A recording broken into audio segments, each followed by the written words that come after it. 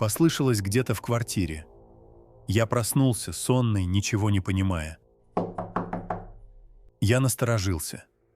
Кто вообще мог прийти ко мне в 2 часа ночи? Я встал и медленно подошел к входной двери. Кажется, я слышал чье-то дыхание. Тихое, неровное, словно кто-то стоит прямо за дверью. Я замялся и посмотрел в глазок. Пусто. Никого. Только темнота. Я отошел назад, вернулся в кровать и попытался успокоиться. И вдруг стук повторился. Но теперь я понял. Он исходил не от двери. Он шел из-под моей кровати.